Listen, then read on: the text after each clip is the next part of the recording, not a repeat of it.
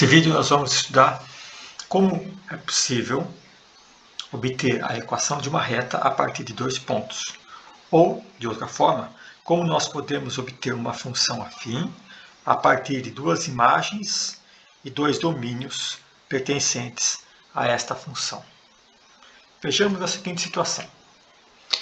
Nós queremos obter a equação da reta que passa pelos pontos 1, 2 e 5, 10.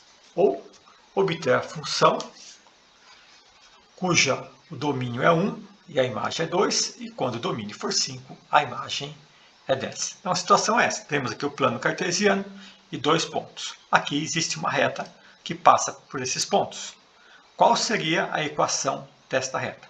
Genericamente, nós sabemos que uma equação da reta é dada por y igual a ax mais b, sendo que esse a é o coeficiente angular ou a taxa de variação. Ou seja, esse a determina, com ele nós podemos encontrar o ângulo de inclinação desta reta, por isso ele é chamado de coeficiente angular. Mas ele também é chamado de taxa de variação, porque através dele nós podemos saber qual é a variação da imagem em relação a cada unidade de variação do domínio da função.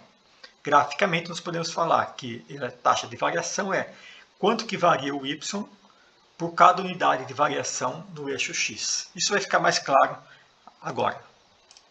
Então, pensemos na seguinte situação. Um desodorante custa $2.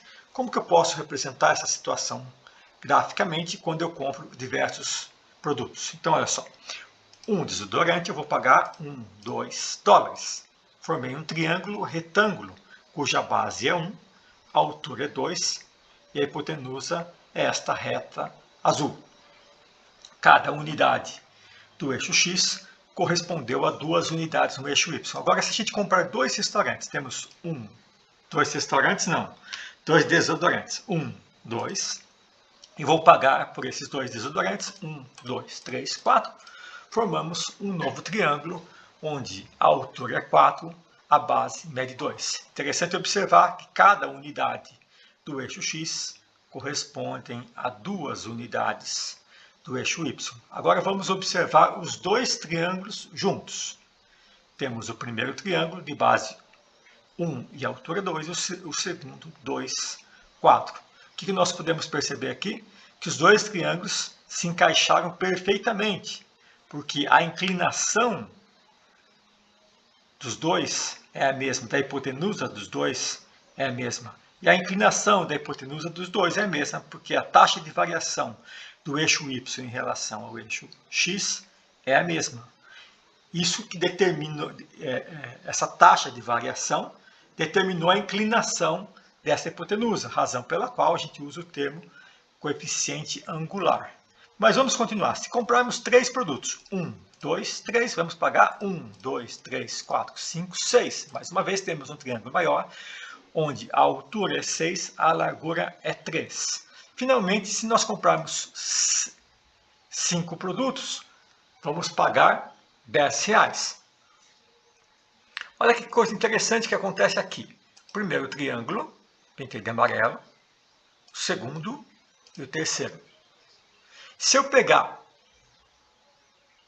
a altura do maior dividido pela base do maior, eu vou chegar no número 2, que é 6 dividido por 3.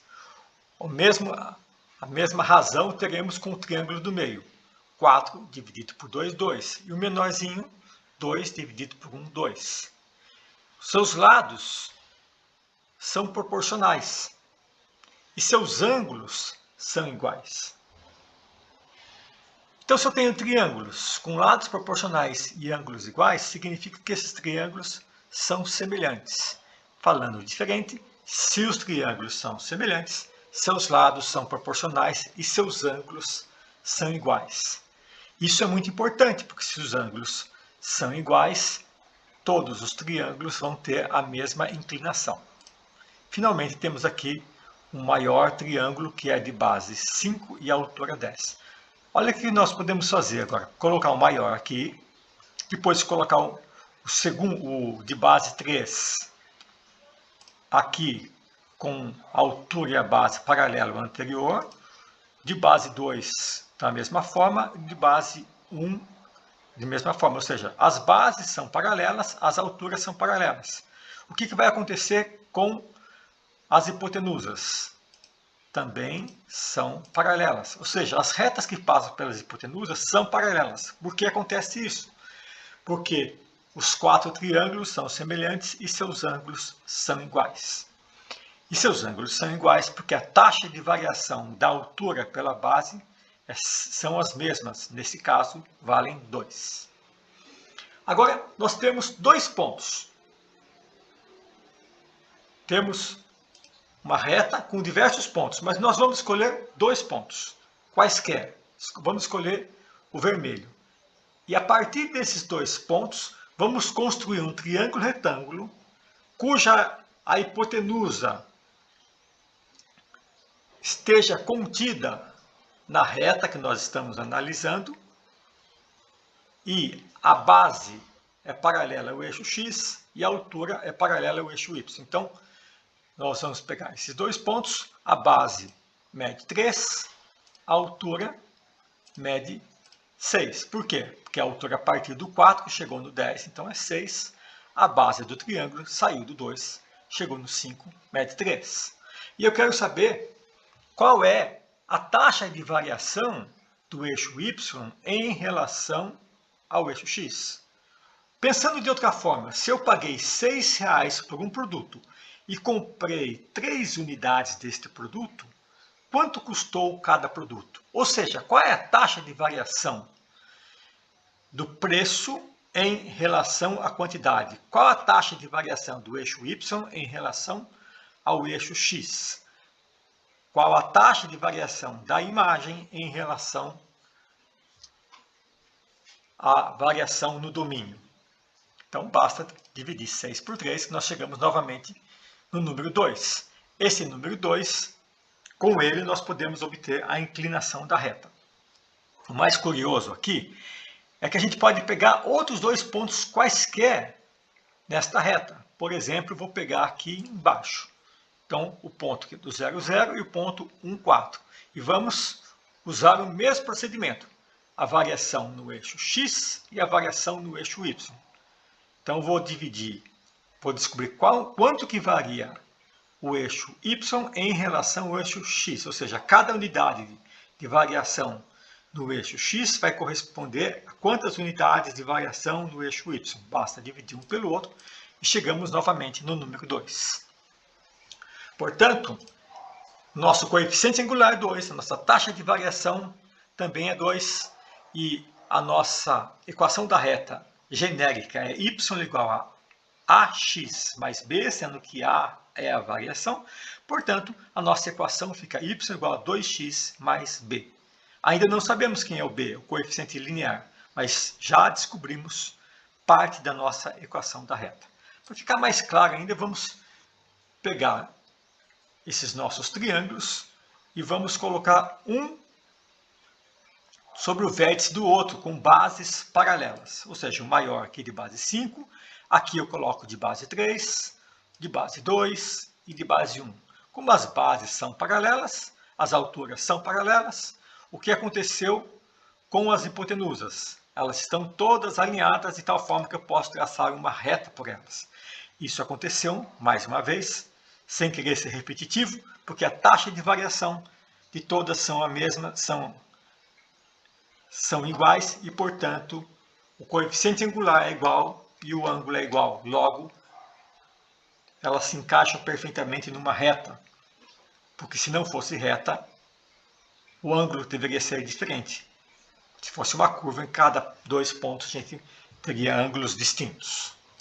Bom, vamos então, mais uma vez, tentar obter a equação da reta de forma completa, agora a partir de 2 pontos. Então, temos agora 2 pontos, pontos 1, 2 e o ponto 1, 2 e o ponto 5, 10. Queremos saber a equação desta reta. Então, obtivemos o triângulo, retângulo, e vamos aqui obter agora a taxa de variação em relação ao eixo x. É 5 menos 1, porque começou no 1, terminou no 5. A taxa de variação no eixo y será 10 menos 2. Portanto, que eu quero saber quanto que o y variou em relação ao x, eu vou dividir o valor da variação do x, que foi do y, que é 8, para a variação do x, que é 4, chegamos no número 2. Por que apareceu tangente aqui? Porque se eu olhar isso aqui como um triângulo retângulo e pensando na trigonometria e observando este ângulo aqui, esse alfa, o 10 menos 2, que é o lado que mede 8, está oposto ao alfa. E esse 4 menos 1, que é o, 5 menos 1, que vale 4, está adjacente ao alfa. E esta relação de divisão de cateto oposto por cateto adjacente, cateto são os lados do triângulo retângulo, que não é a hipotenusa. A divisão do cateto oposto pelo cateto adjacente se chama tangente. Então, existem diversas formas de chegar nesse 2, pensando como taxa de variação do eixo y em relação ao x. Podemos pensar que é o coeficiente angular, e também podemos pensar que é a tangente do ângulo alfa, do triângulo retângulo. Diversas formas da gente chegar no mesmo resultado, mas vamos seguir em frente. Então aqui temos a equação da reta, já sabemos que o A vale 2, agora queremos saber o valor de B. Muito bem, se essa aqui é a equação da reta em estudo, quaisquer ponto pertencente à reta satisfaz esta igualdade. Ou seja, se eu colocar o número 1 no lugar do x, o resultado tem que ser 2, porque estou afirmando que esta equação é a equação da reta. Então, todos os pontos da reta devem satisfazer esta equação. Aqui vale a mesma coisa, no ponto B. Se eu colocar o 5 no lugar do x, o resultado aqui tem que ser 10. É isso que nós vamos fazer. Então, colocamos o 5 no lugar do x e o 10 no lugar do y, porque as coordenadas são sempre x e y. Resolvendo esta equação, chegamos que 10 é igual a 10 mais b. Passando o 10 para o outro membro, chegamos que b vale 0. Portanto, descobrimos o valor de b. Logo, a equação ficou genérica. Era y igual a x mais b, depois ficou y igual a 2x mais b, e agora temos y igual a 2x mais 0. Esta é a equação. Como o zero não precisa ser colocado, nós dizemos que y é igual a 2x. Se eu posso falar em forma de função, seria f de x igual a 2x. Então, esta é a função e esta é a equação da reta, que passa pelos pontos 1, 2 e 5, 10. O que aprendemos nesse vídeo? O que é e como se obtém a taxa de variação, coeficiente angular, tangente de um ângulo, e nós associamos também a taxa de variação ao preço do produto. Então, lembrando, olha só, o preço do produto depois foi visto como taxa de variação, foi visto como coeficiente angular e foi visto como tangente do ângulo. A mesma ideia. Depois que nós focamos bastante na questão da taxa de variação, a gente estudou como obter a equação da reta a partir de 2 pontos, e o mesmo vale para como obter a função afim, que foi a mesma ideia. É isso aí e muito obrigado.